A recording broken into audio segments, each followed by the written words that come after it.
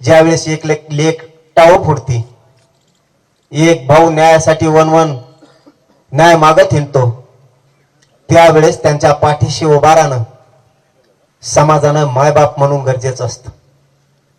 अशी वेळ कोणावरती येऊ नये, असा काळ आणि असं महासंकट कोणावरती खरंच येऊ नये. हे राजकारण करायची जागा नाहीये.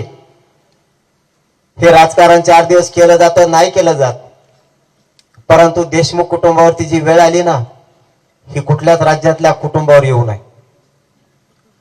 आज आनंदी असणारा, सुखी असणारा संसारात माती काढली गेली.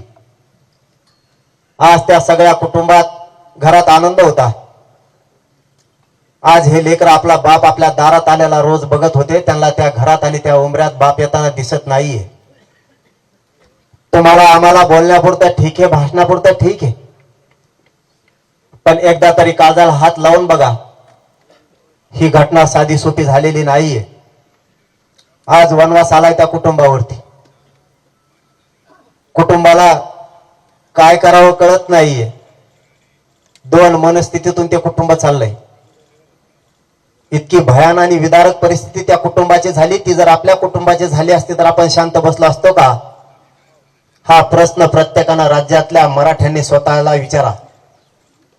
अशी वेळ कोणावर येऊ नये आणि पुढच्या काळात येऊ द्यायची नसेल तर या धनंजय मुंडेच्या टोळ्या आपल्याला संपवाव्या लागणार आहेत, त्याशिवाय चालणार नाही.